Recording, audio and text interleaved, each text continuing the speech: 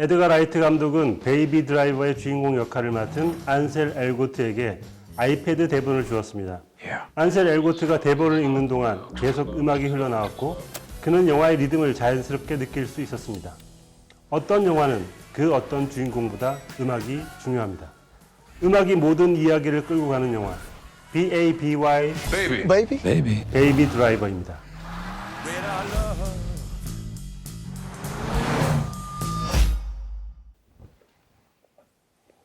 네, 오늘 다룰 영화 BABY 베이비 드라이버. 너무 좋은 영화죠? 네. 아, 네. 저희 왜 이러고 있나요? 에드가 라이트에게 경배를 바치기 위해서 저희가 이렇게 선글라스를 끼고 방송을 하고 있습니다. 베이비 드라이버를 보고 나서 지금 제가 며칠 동안 괴롭습니다. 아, 작가님 올해의 영화라고. 아니, 시사회를 보고 나면 문제가 뭐냐 하면 개봉까지 시간이 너무 많이 남아요. 개봉을 했으면 가서 또 보고 싶은데 10일 동안 지금 못 봐가지고 예고편만 지금 몇 번을 봤는지 모르겠습니다. 완전 푹 빠지신 거군요. 네. 뭐 이렇게 안경 벗고 해야 될 것 같은 어색하죠 지금. 아무것도 안 보이고 이게 지금 과학자 옷이랑 뭐가 다른가? 언제까지라고 했어요? 과학자 옷보다는 훨씬 멋있습니다. 아, 네. 네, 오늘 에드가 라이트 감독의 베이비 드라이버 한 줄거리를 통해서 먼저 알아보고 구체적인 얘기를 시작하겠습니다. 오, 되게 밝다.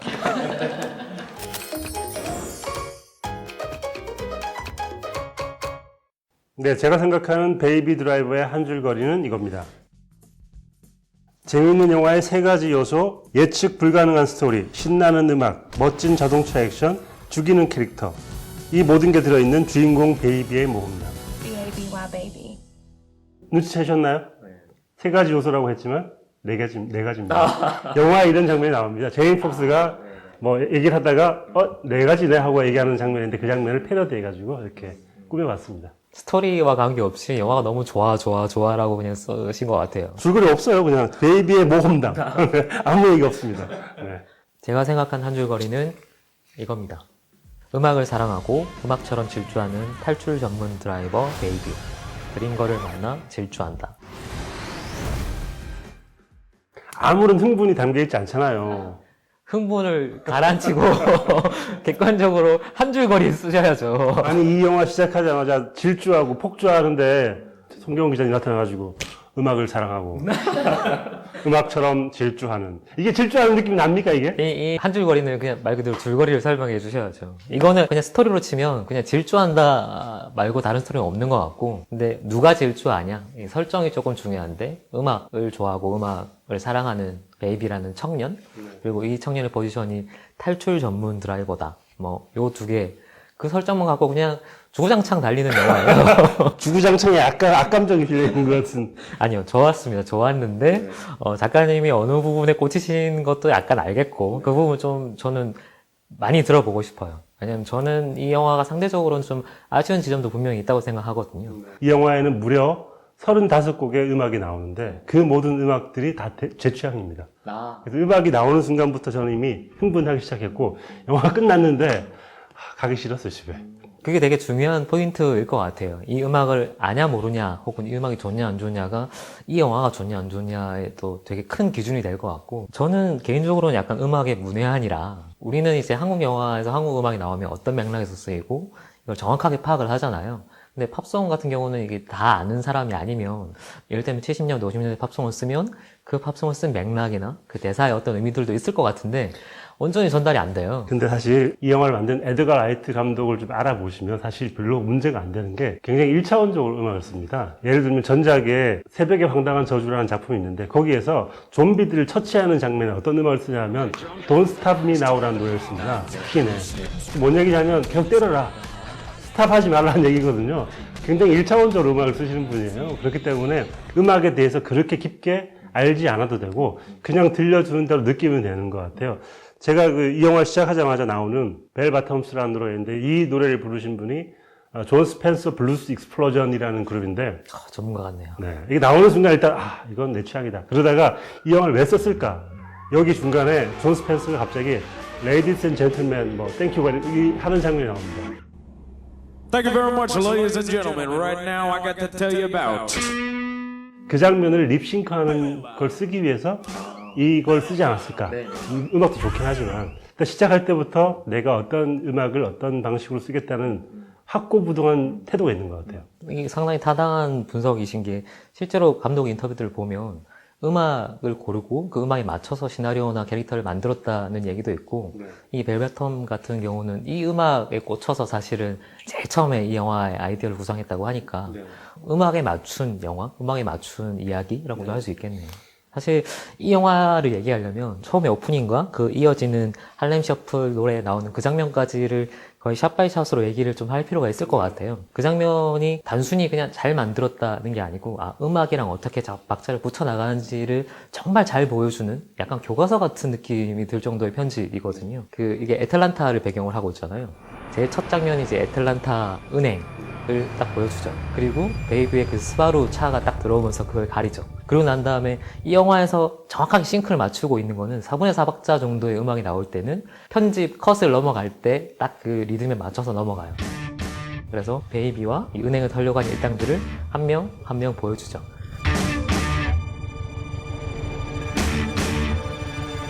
그렇게 하고 난 다음에 이제 그 일당들이 은행에 들어가는 장면들을 이제 팔로우해서 보여주는데 그렇게 하면 따라가잖아요. 그래서 은행을 터는 게 중요한데 그다음부터는 신경 끄고 베이비 혼자서 이제 에어기타 치는 것처럼 그 음악을 따라서 이제 자기만의 공연을 하죠.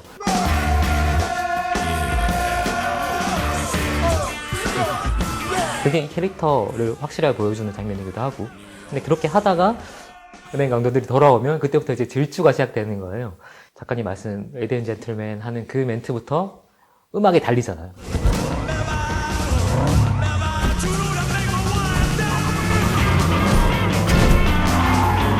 그때부터 베이비도 맞춰서 거기에 또 달리기 시작해요. 이제 해외에서 이제 리뷰나 분석한 거를 보니까 약 3분 정도 가량 되는 시간 동안 커트가 거의 160컷이 넘거든요.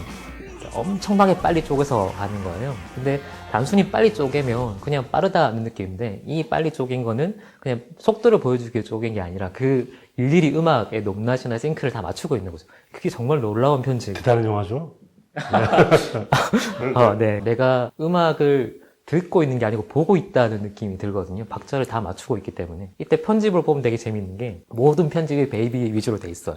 베이비를 한번 보여주고 그리고 베이비랑 질주하고 있는 자동차의 쇼트 역쇼트. 그러니까 대화하고 있는 것처럼 계속 구성이 되어 있는 거예요. 그래서 이 사람이 얼만큼 운전을 잘하는지, 얼만큼 이 운전이 음악처럼 들리는지를 이 장면 전체로 다 보여주는 거죠. 이거는 1인칭 사운드 액션 같은 느낌? 그까지 딱 다 보고 나면 내가 이 질주를 같이 한 것 같은 두근두근 하는 게 있는 거죠. 저는 그 장면 다 보고 나서 이 다음부터는 영화가 쓰레기여도 상관없다. 이걸로 나는 모든 걸 다 이뤘다. 그런 생각이 들더라고요. 그리고 저는 정말 좋았던 거 뭐냐면 거의 미친 듯이 쇼트를 쪼개서 박자랑 다 맞춘 굉장히 긴박한 레이싱 장면을 보여주고 난 다음에 베이비가 이제 커피 심부름을 해서 커피를 사와야 되는데 그 커피 심부름 하는 쇼트는 롱테이크로 찍었어요. 그것도 꽤 긴 쇼트거든요. 그때 나오는 음악은 할렘 셔플.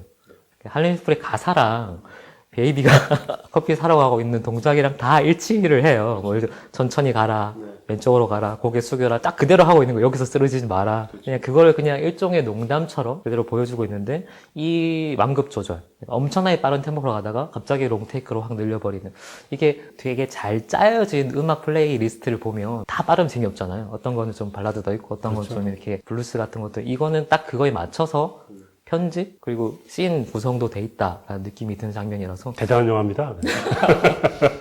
에드가 라이트라는 감독을 앞에 두고 보면 내가 잘하는 걸 제일 세련된 방식 지금 내가 할 수 있는 최선의 기술로 한번 뽑아내야지 라고 해서 도달한 게 이 영화 아닌가 이런 생각이 들어요. 근데 저는 에드가 라이트가 인물들에 대한 시선 같은 게 전 좋은데 새벽의 황당한 저주부터 시작해서 뭐 뜨거운 녀석도 그렇고 스콧 필그림도 그렇고 약간 너드들 좀 모자란 애들, 그러니까 심지어 뜨거운 녀석들의 그 주인공은 너무 모든 걸 다 잘해서 왕따를 당하는 경찰로 나오거든요. 근데 그런 사람들에 대한 시선 같은 게 전 너무 좋아서 계속 영화를 좋아하게 되는데 이 영화에서 마찬가지로 말이 없는 베이비를 사람들이 막 욕을 할 때 뭐라고 할 때 닥터가 이렇게 얘기하죠. 과묵한 건 나쁜 게 아니야. 일을 잘하면 되는 거지. 제가 느려?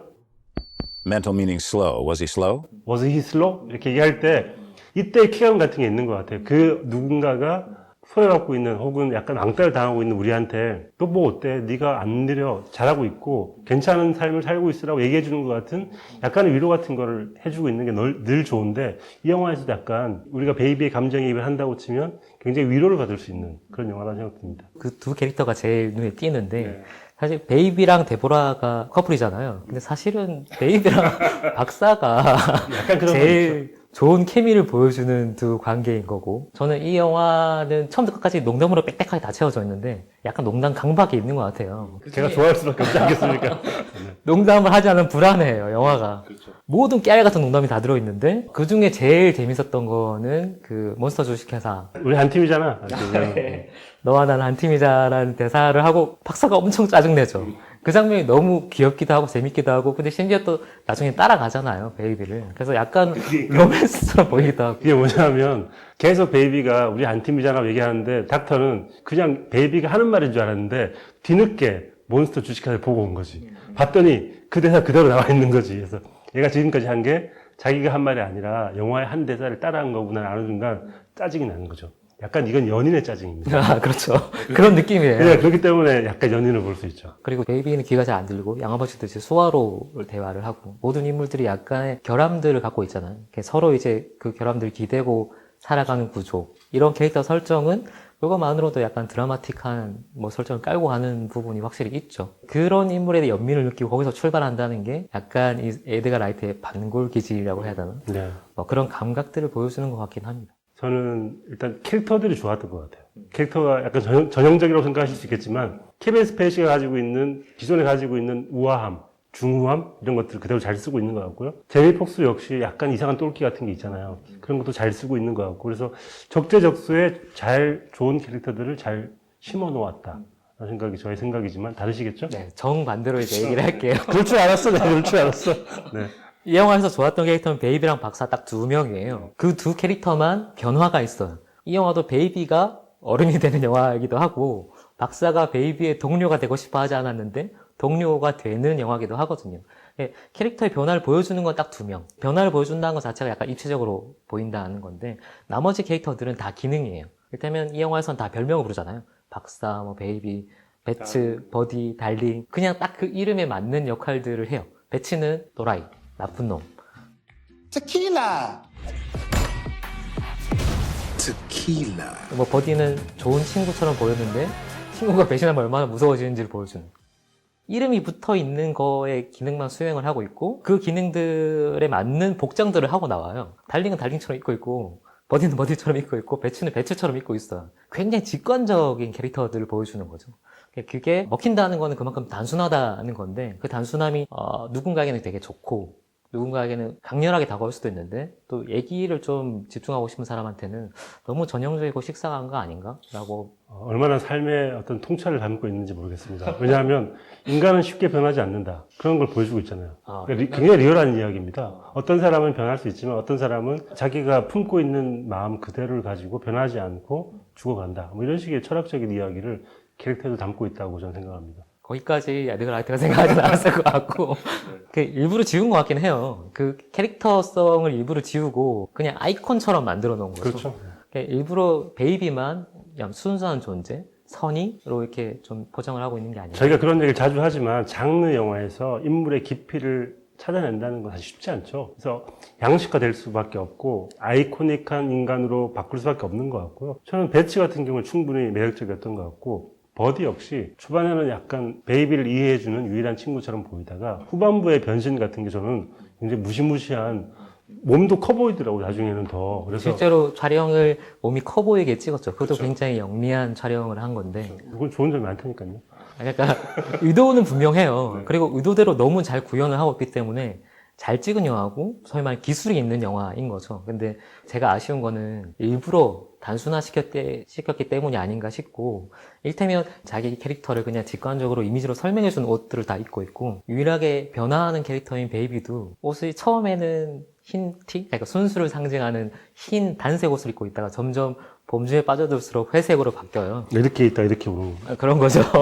근데 그게 대단한 장치가 아니잖아요. 근데 워낙 얘기를 단선적으로 그렸고 1차원적으로 접근하고 있기 때문에 그게 선명하게 보여요. 그게 선명하게 보인다는 게 너무 단순한 거 아니야? 라고 받아들여지면 이건 심심한 영화가 되는 거죠. 저는 초반에는 좋았는데 후반에는 약간 그런 부분이 아쉽지 않나? 라는 생각도 좀 들었어요. 작가님 계속 이제 흥분하신 것처럼 이 영화를 그냥 한마디로 요약하면 멋져! 이건데 저는 그 감탄사가 끝까지는 안 이어지는 것 같다는 느낌을 받은 게 기본적으로는 이 영화는 삼막구조라고 해야 되나? 그러니까 세 번의 은행털이가 나오는 거죠, 크게. 첫 번째 은행털이는 달린과 버디라는 이 멤버를 소개해 주는 거고, 그리고 두 번째는 벤츠라는 멤버랑 또 같이 하고, 세 번째는 이제 이 멤버들과 같이 최후의 이제 은행털이를 하는 그 삼막 구조인데, 사실 첫 번째는 너무 흥분돼서 와 이렇게 찍을 수도 있구나 싶은데, 두 번째, 세 번째쯤 되면 아 이런 구조로 가는구나라고 좀 익숙해지는. 체력이 약간 약하진 않아요?